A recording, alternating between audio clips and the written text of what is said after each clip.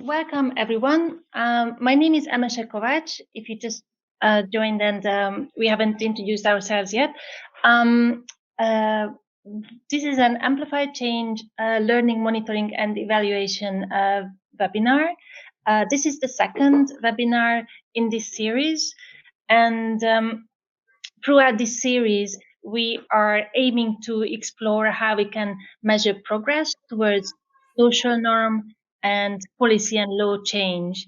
The idea behind the webinars is that they are all grantee-led. So each webinar is led by an AmplifyChange grant holder. And we are very happy to have with us today Brian Ligomeka from Center for Solutions Journalism in Malawi, who is going to share with us their work. Thank you so much. As has been introduced, my name is Brian Ligomeka, and I work for Center for Solutions Journalism in Malawi. As a matter of fact, Center for Solutions Journalism is a human rights organization which is duly registered with Malawi government. Our mission is to promote access to sexual and reproductive health services and human rights. Besides our programming in sexual and reproductive health and rights, we also have some projects on the advocacy for LGBTI rights issues in Malawi. Center for Solutions Journalism work with the media by offering specialized training in SRHR and LGBTI media coverage. We also produce media content for various media platforms and outlets, such as television, radio, and online.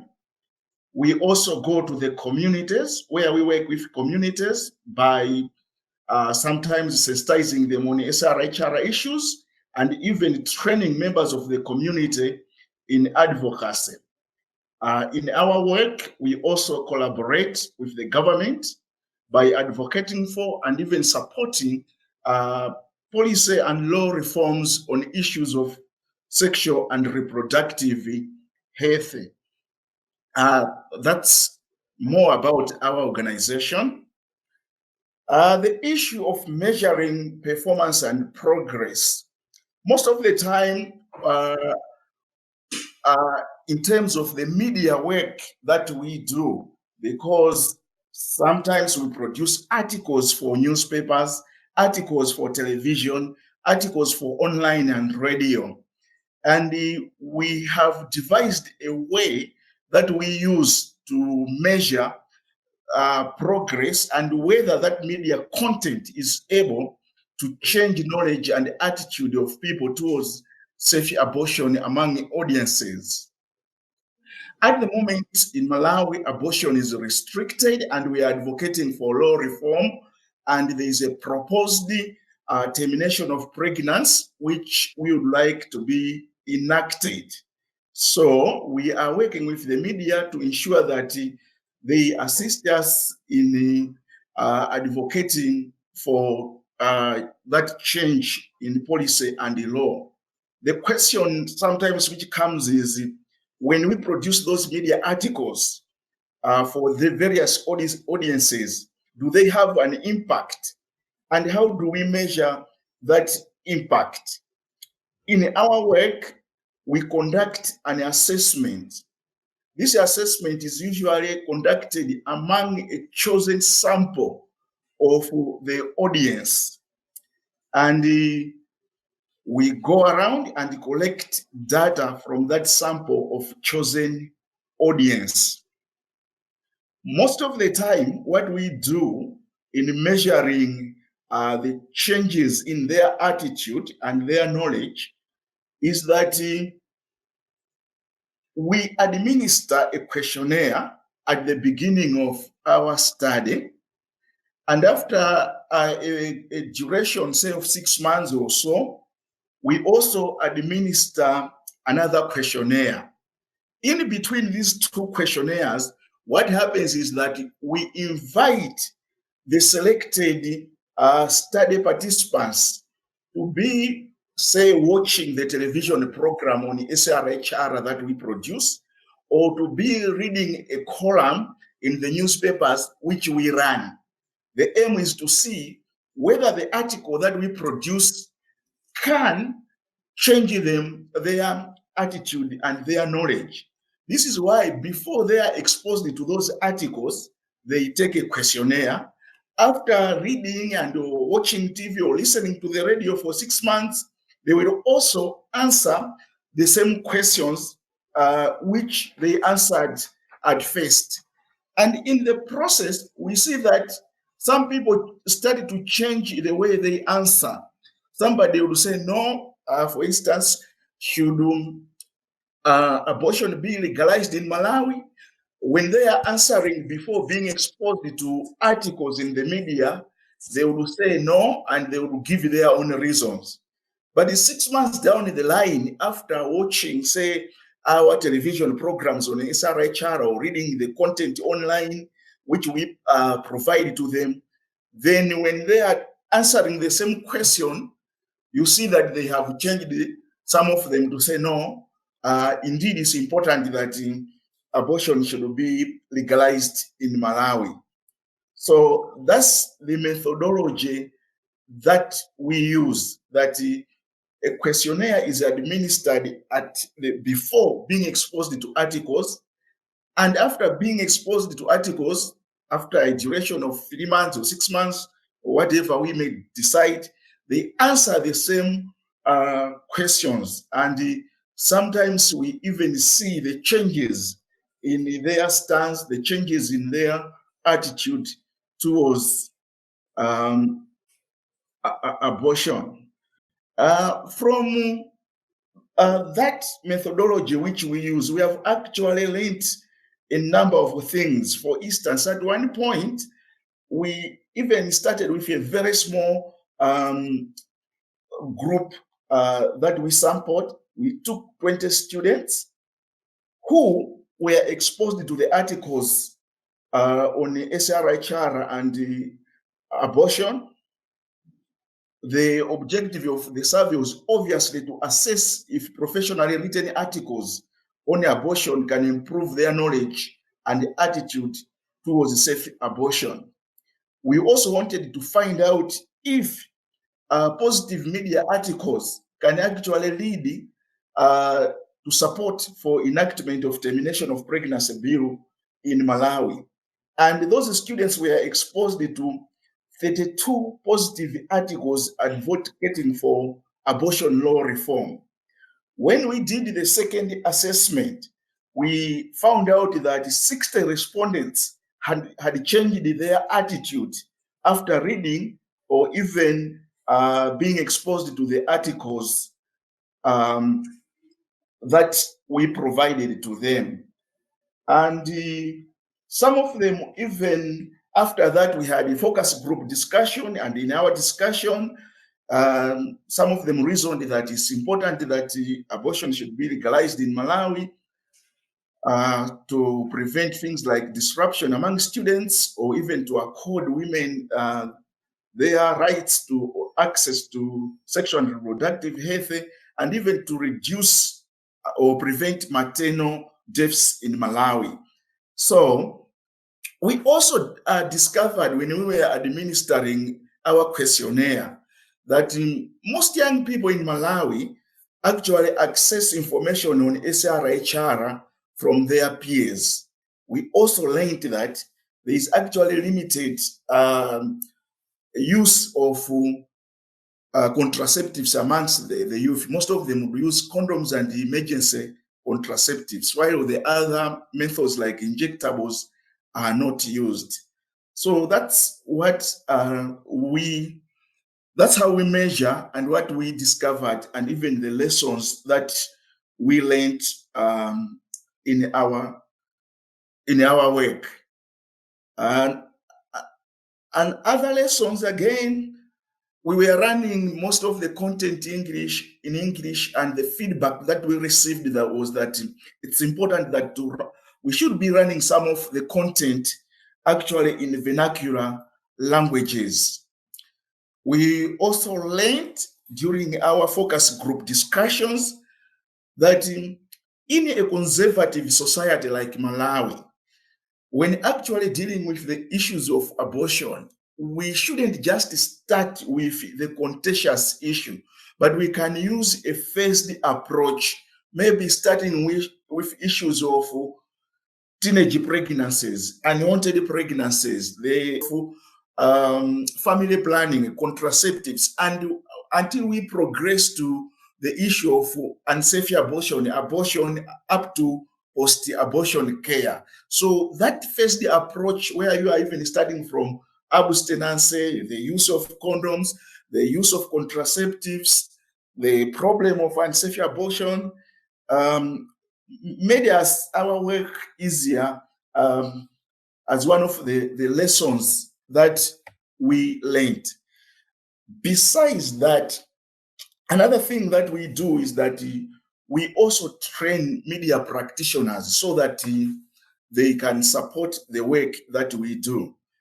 And we have also a methodology that we use to check if the training that we have offered to media practitioners, who include reporters and editors, have been successful.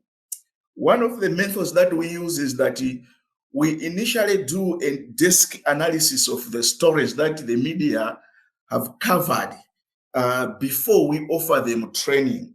So we can go and track their coverage on issues of abortion or SRHR for 3 months or even for 6 months, and see how they were covering it in terms of the quality of the stories produced and even the quantity of stories produced. After offering them training, we would also track the stories which have been published, say in the next 3 months or 6 months, depending on the duration that we have chosen. And most of the time, we find that after training, positive stories have started being published and being broadcast by the journalists and media outlets who were trained. And when we know that, when we see that, we realize that the training that we offered to media practitioners was actually a success. But when we see that negative stories continue to be published, both qualitatively and quantitatively, we know that something was wrong with our training, and we go to the drawing board to review what happened. In terms of measuring that, we actually categorize stories into 3 groups. There are some stories which we call positive stories, and there are some which we call negative, and others which we actually call incomplete stories. We do that when doing our content analysis. In our case, after we have that offered, that training, we would declare a story positive when that story have got voices of abortion survivors or even pro-choice activists, when the story is able even to challenge stereotypes, when in that story there are a variety of sources, one of them being the abortion survivors or pro-choice activists, others even being the doctors, traditional leaders, even religious leaders. When somebody includes all those voices, we regard that as a positive story. A positive story in our classification also refers to a story which is fair in the approach to the issue, a story which doesn't ridicule or moralize issues or people. A story is also positive when it actually provides research, history, and good context. So those are what we call positive stories. We brand a story negative when it lacks voices of abortion survivors or even those of us who are doing activism. It is also negative when it perpetuates stereotypes and even lacks adequate resources. When the story is very, very biased, for instance, religious clerics condemn abortion, we regard that as being biased when it's only one group and the other group hasn't been contacted to give their point of view. Some stories are also negative because they are full of jargon or even biased language, which doesn't actually add any value to the story which have been broadcast or even published. Discriminatory language. I know on the other side of the debate, there are people who love to call pro-choice activists as baby killers. So that is again regarded as negative stories. And even the aspect of lack of research, history, and context, all that constitutes a negative story in our analysis. Then we have the third category, which we call incomplete stories. These are stories that lack voices, again, of pro-choice activists and even abortion survivors. They fail to address stereotypes. Sometimes you find that the story has only uniform sources. A reporter or a journalist will quote 4 or 5 religious leaders, all of them condemning, without quoting doctors, gynecologists, or even advocates for a provision of abortion. So those stories are regarded as incomplete. Others are the ones which fail to address actually key issues and provide context. The failure even to include inclusive language, that as well constitute what we brand as incomplete stories. This is the way that we actually measure the success of the work that we have done. Because the question there is, if journalists are producing stories which are incomplete or negative, it means the training that we conducted has not changed their attitudes and has not even capacitated them with adequate knowledge.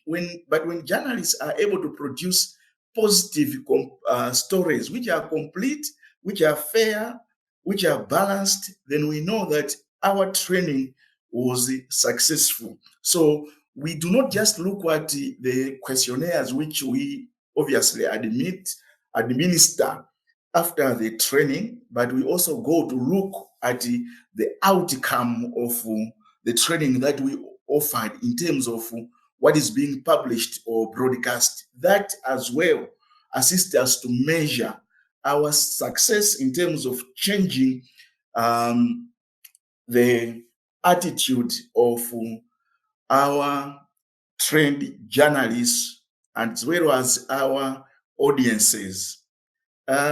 Something that I would also like to add is that because we produce media content, we also provide to the audience chances to give us feedback.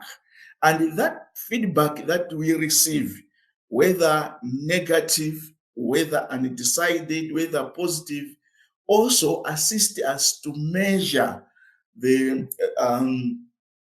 success of the projects that we are conducting, of using the media to influence attitudes and to increase knowledge amongst the audiences as we advocate for law reform.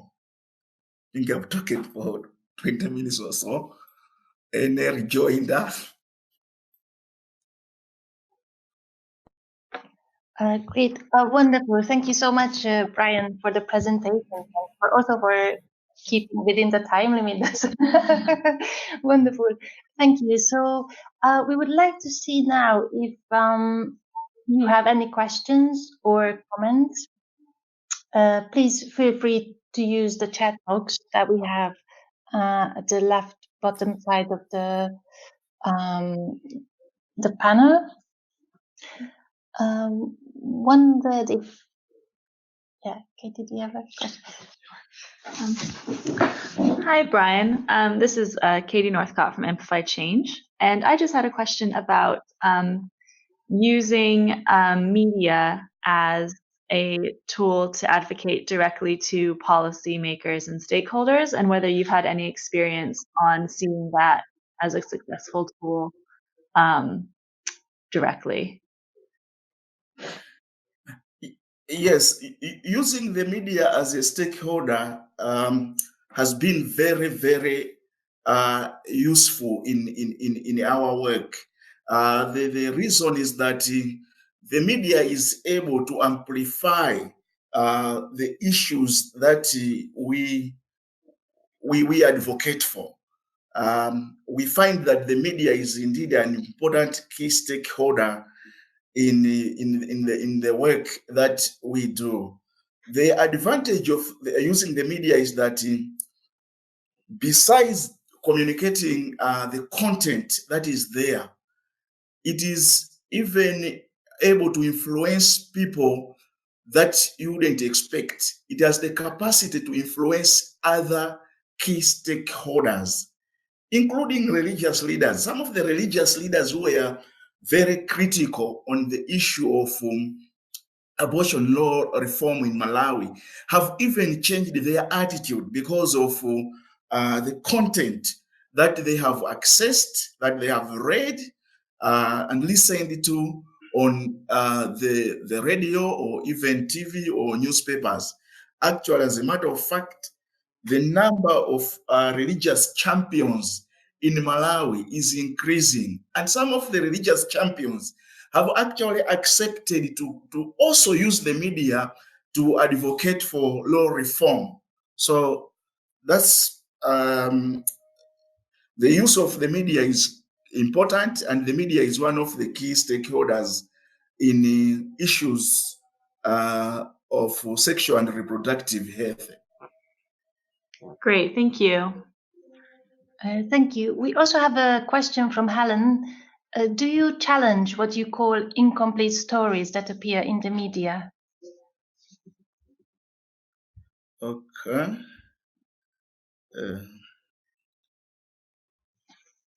Are you looking for the slide?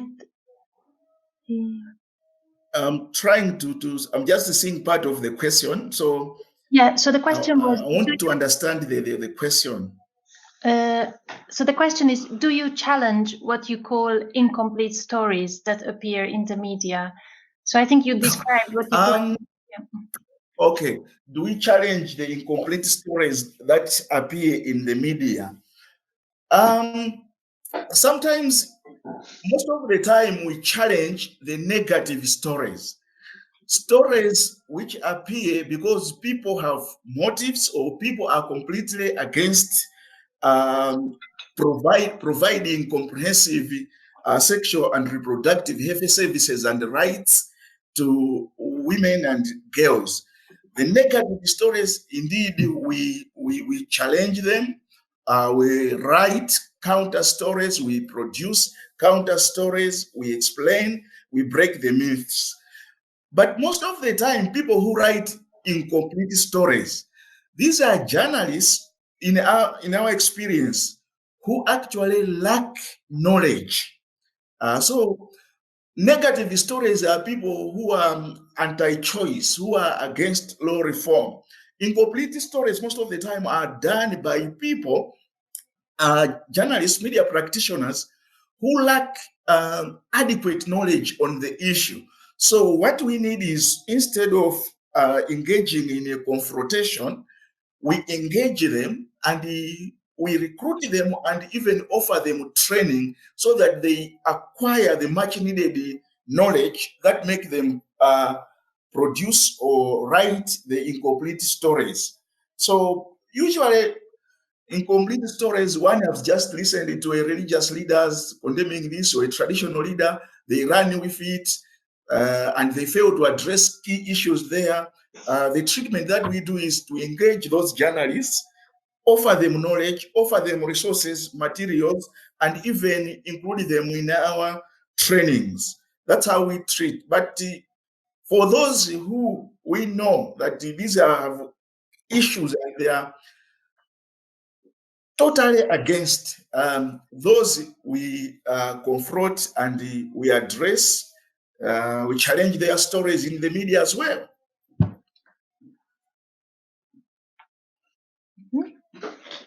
Great. Thank you. I can see another question. Is there any tool or material that you can share? Yeah, so it's from Payao, and she mentions that the framework you use to analyze media contents, positive stories, negative and incomplete stories, is very helpful, and wondered if there are any tools or materials you could share.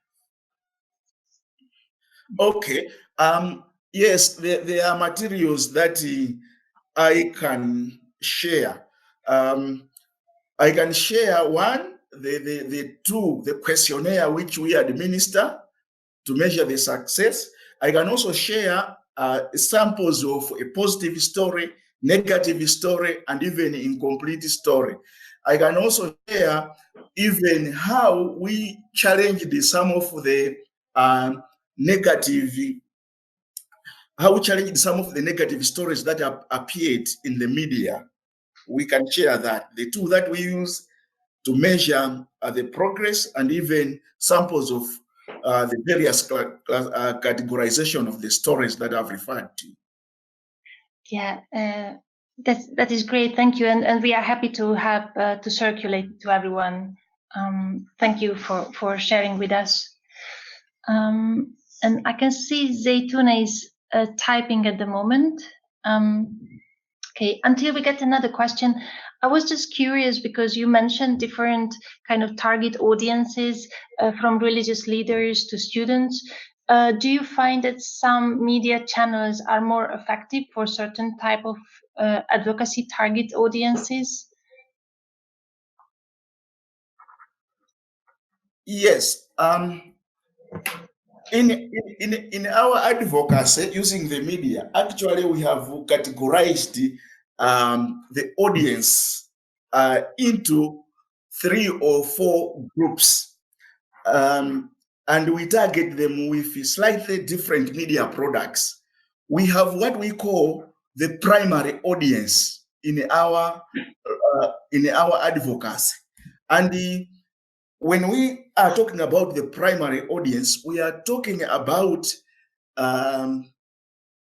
people who have a direct, who are the key stakeholders in ensuring that the abortion law reform in Malawi has been is a success or a failure.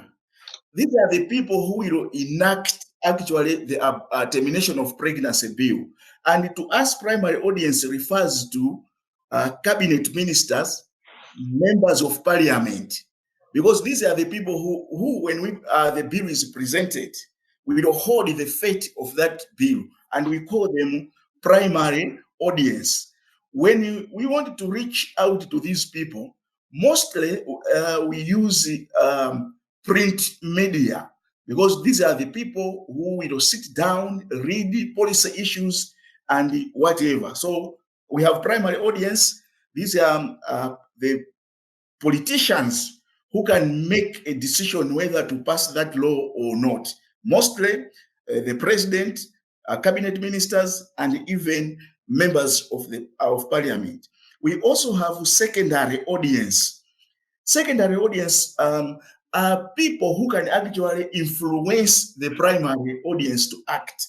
And the secondary audience, among others, include people like religious leaders, traditional leaders, policy makers, the media. So all these audiences, the policy makers, the religious leaders, the traditional leaders, the gynecologists who can bring the real situations, even the abortion survivors, their voices can influence the MPs who are in the primary audience.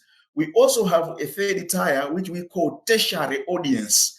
And in our classification, tertiary audience are the people who will mostly benefit from the work, from the law reform: women, girls, families, community members. When the abortion law is passed, these will benefit.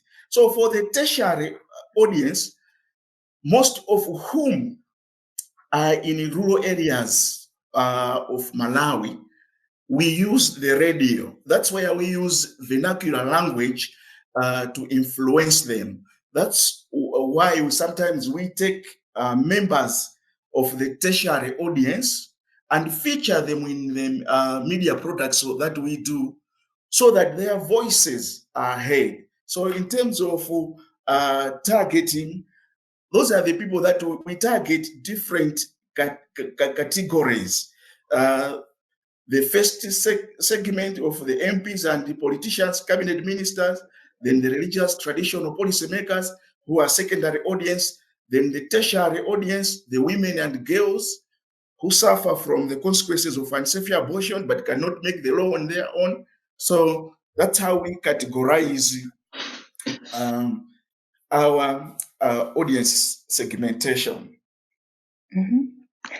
Thank you very much. Thank you, Brian. We have one question in two parts from Zaytuna as well. I'm seeing another question again. Yeah. Crazy. How far is these media houses reach? Yeah, so I think the question is how you choose your media houses and how far these media houses reach. Yeah. Okay. How do we choose our media? Obviously, in this advocacy, you want to use the best media in a community. And the way we do it, because we have three key groups of stakeholders, that also influences us in choosing the type of media that we want. Politicians, members of parliament, cabinet ministers, busy people. Sometimes they will miss even the news bulletin on the radio or on TV. But we know that when they are relaxing, they may take a newspaper or they may go online to check.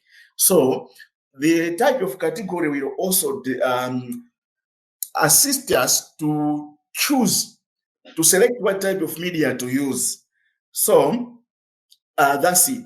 But since we have so many media outlets, you look at the top listened to media houses. And in Malawi, the advantage is that we have an independent a body called Malawi Regulatory Authorities, which once in a while will do audience analysis of various media outlets. And when choosing the media, we refer to that to see which are the top popular media houses in Malawi. Mostly, we prefer to use both the state media and the private media. But there is also a new form of media which has emerged: community media. So if we are targeting the tertiary audience, the rural women, the girls, and the young men in our programming, then community radios become very, very handy and efficient in doing the work that we do. But first criteria, we look at the radios, TVs, and newspapers with wider reach, according to those people who do research. But we also look at the target audience that we want to reach out to make that choice. Great, thank you very That's much. how we choose. At the moment, in terms of training, we have trained journalists from over 15 media outlets in Malawi. The training has targeted over 15 media outlets. In terms of our media content at the moment, because some of the work involves buying space in those media outlets so that we are consistent, we are using 3 media outlets. We have a column in one national newspaper, we also have a television program and a radio program in vernacular. So at the moment, those are three major outlets that we are using, but we also have journalists we trained in other media houses who are working with us. Great, thank you very much. And in the meantime, Helen also shared with us an interesting link by an Australian journalist who also works with and quote unquote corrects media stories. So we can also circulate that. Thank you for the suggestion. Yeah, I'm just looking if there are any other questions to Brian or comments maybe. So just seeing if any more are coming. I'm looking at another one. I'm just seeing the final part. Organization is doing. Oh, it's just a comment, I think. Yeah, I think it's a nice comment. we are trying hard. We are not yet there. We will celebrate when the abortion law reform that we are advocating for has actually been passed in Parliament. But all the same, we are making progress, but only that in this part of the world, in Southern Africa, sometimes law reform takes time. That's one of the challenges that we are facing. But we are happy that we convinced the government to reform abortion law reform. Government asked the state-run Malawi Law Commission to do research and draft the law. The law is drafted. There are just 2 or 3 steps remaining, which is to be approved by cabinet, tabled in Parliament, then assented to by the president. But we still need to influence a lot of people to change the attitudes of people so that we achieve the remaining steps that are there. Great. Wonderful, Brian. And it's very inspiring what you are doing and Center for Social Solutions Journalism does.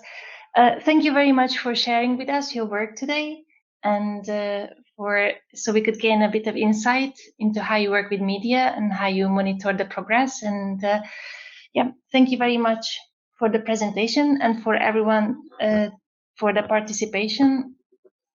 I think Peo is just typing now. Yeah, thank you, and we were very happy to have you all with us today. So we're going to end the event now, and hope you join us for the next webinar sessions as well. Thank you, Brian. Thank you so much. Thank you.